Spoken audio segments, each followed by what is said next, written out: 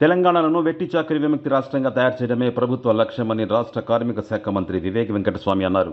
వెట్టి చాకిరీ నుంచి విముక్తి కల్పించిన కార్మికులకు ప్రభుత్వం ఇందిరమ్మ ఇళ్లు కేటాయిస్తుందని, ఆర్థిక సహకారం కూడా అందిస్తుందని ప్రకటించారు. ప్రతి నియోజకవర్గానికి ప్రతి ఏడాది కేటాయిస్తున్న 3,500 ఇందిరమ్మ ఇళ్లలో వెట్టి చాకిరీ విముక్తి కార్మికులకు అత్యంత ప్రాధాన్యత ఇవ్వాలని ముఖ్యమంత్రిని కోరుతానని మంత్రి తెలిపారు. జాతీయ వెట్టి చాకిరీ విముక్తి దినోత్సవం సందర్భంగా రాష్ట్ర కార్మిక శాఖ, తెలంగాణ అసంఘటిత కార్మికుల సంఘం, స్వచ్ఛంద సంస్థల సంయుక్త ఆధ్వర్యంలో రాష్ట్ర సదస్సులో మంత్రి ఈ సందర్భంగా మాట్లాడారు.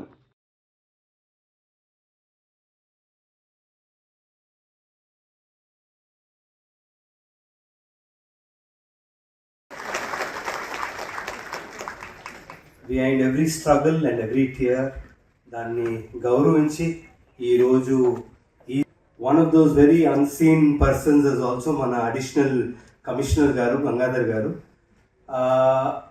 లేబర్ ఏదైనా కావాల్సిందంటే bonded labour, human trafficking issues, labour మాట్లాడాలంటే ఈ అడిషనల్ కమిషనర్ గారు.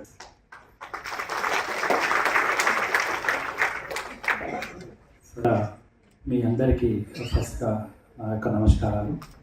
ఈరోజు సందర్భంగా ఈరోజు మరి ఈ ఆర్గనైజేషన్ ఇలాంటి ఒక ప్రోగ్రామ్ ధైర్యం ఉంటుంది. మాకు ఇల్లు ఉన్నది, మేము పని కూడా పోవచ్చు అని చెప్పి ఆ ధైర్యం ఉంటుంది. అందు గురించి ఈ ఇందిరమ్మ ఇల్లు, ఎందుకంటే మా కాన్స్టిట్యూన్సీలో నేను ఇతర డిస్ట్రిక్ట్స్ కూడా తిరుగుతున్నాను. ఇప్పుడు మెదక్ డిస్ట్రిక్ట్ ఇన్ఛార్జ్ ఉన్నందువల్ల సో అందరూ కూడా ఎదురు చూస్తున్నారు మాకు మా ఇల్లు ఉంటే బాగుంటుందని చెప్పి. సో మీ ఏదైతే ఆశ ఉన్నదో మాకు మా ఇల్లు కావాలని చెప్పి ఏదైతే ఆశ ఉన్నదో ఫస్ట్ లాట్, ఎందుకంటే ఆల్రెడీ ఫస్ట్ లాట్ అయిపోయింది, ఇప్పుడు సెకండ్ లాట్ ఇప్పుడు త్వరలోనే ఇంకా 3,500 ఇల్లు ఒక్కొక్క నియోజకవర్గానికి అలొకేషన్ ఇస్తారు. మేము మొన్న క్యాబినెట్లో కూడా మాట్లాడుకున్నప్పుడు ముఖ్యమంత్రి గారు ఇదే అన్నారు, సుమారు 17 లక్షల ఇందిరమ్మ ఇల్లులు కట్టే కార్యక్రమం తీసుకున్నారనమాట ఈ 4 సంవత్సరాలు. సో మీరందరూ కూడా భయపడకండి, అందరికీ ఇల్లులు వస్తాయి, మీకు టాప్ ప్రయారిటీగా వచ్చేలాగా. కానీ రాష్ట్ర ప్రభుత్వం ఇంకా ఏం చేయాలి బాండెడ్ లేబర్కి అని చెప్పి వారు ఇప్పుడే ఫిలిప్ గారు ఏదైతే చెప్పారో విషయాలన్నీ కూడా మనము ఈ లేబర్ యాక్ట్ ప్రకారంగా ఎక్కువ ఈజ్ ఆఫ్ డూయింగ్ బిజినెస్ వలన ఇన్స్పెక్టర్ ఆఫ్ ఫ్యాక్టరీస్ అందరూ కూడా ఫ్యాక్టరీస్లో పోయి విజిట్ చేసే ఫెసిలిటీ తక్కువైపోయింది అనమాట because of this ease of doing business. And as you rightly said, పాషామాలం ఈజ్ ఫిట్ కేస్.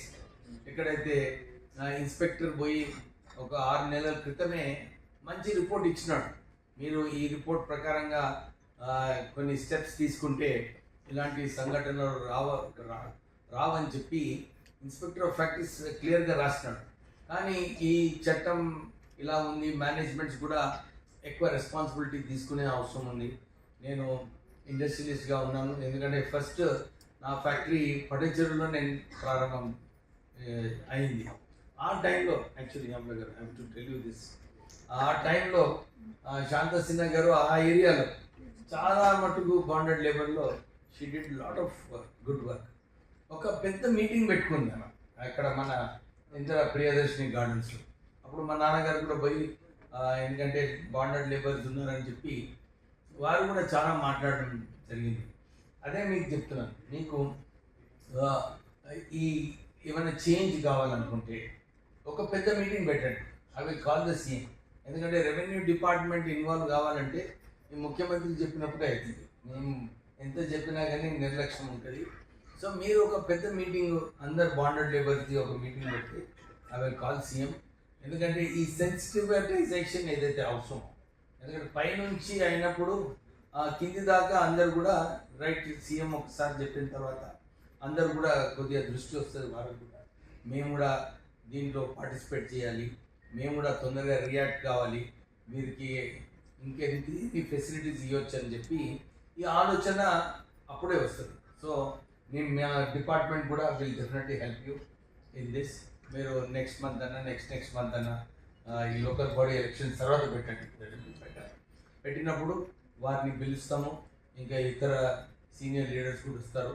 అమల గారు నిజంగానే చాలా, నేను ఒక 25 సంవత్సరాల క్రితము ఈ డాగ్స్ ఎట్లా యానిమల్స్ని సేవ్ చేయాలి, బ్లూ క్రాస్ మీరు ఎప్పుడైతే ప్రారంభించారో అప్పటి నుంచి చూస్తున్నాము. ఈ సోషల్ ఇష్యూస్లో అందరూ కూడా ముందుకు వచ్చి పాల్గొన్నారు. వారు ఎప్పుడే చెప్పినారు మీకోసము ఏదో ఒకటి చేయాలి, నేను కూడా పాల్గొంటానంటే ఇట్లా ఎక్కువ మంది పార్టిసిపేట్ చేసినప్పుడే ఇలాంటి సోషల్ ఇష్యూస్లో అవేర్నెస్ వస్తుంది. అందరికీ కూడా ఒక మోటివేషన్ ఉంది పోయి చేయాలి. చాలామంది అనుకుంటారు చారిటీ చేస్తే ఏదో డొనేషన్ చేస్తున్నాను. కాదు, the power of charity is very strong అన్నమాట. ఎంత చారిటీ చేస్తే మంచి మంచి ఆలోచనలతో చారిటీ చేస్తే అంత డబుల్గా మనకు ఇంకా డిఫరెంట్ వేస్లో మనకు రిటర్న్స్ వస్తాయి. అది ఎవరు ఆలోచించరు. కానీ ఇలాంటి సోషల్ ఇష్యూస్లో ఇంకెక్కువ మంది దీంట్లో జోక్యం చేసుకోవాలి, పార్టిసిపేట్ చేయాలి, వారి సమస్యలు అర్థం చేసుకోవాలి. ఎందుకంటే చాలామంది సమస్యలు అర్థం చేసుకుంటేనే వారందరికీ కూడా సంతోషం ఉంటుంది. ఎందుకంటే చాలా తక్కువ మంది వింటారు వారి ఏం సమస్యలు ఉన్నాయి, ఏంటి వారి బాధలు అని చెప్పి చాలామంది వినరు. ఎందుకంటే అందరు హరిగా ఉంటారు, వెళ్ళిపోతారు. నాకు కూడా ఈరోజు యాక్చువల్లీ మా యాన్యువల్ జనరల్ మీటింగ్ ఉండే. దాని గురించి 10 నిమిషాలు పోయి నా చైర్మన్ స్పీచ్ ఏముందో తొందరగా మాట్లాడేసి వారు ఏమనుకున్నారేమో కానీ మాట్లాడింది. ఎందుకంటే నాకు అనిపించింది ఇంత ఇంపార్టెంట్ సబ్జెక్ట్ ఉన్నప్పుడు నేను వారికి చెప్పినాను, నేను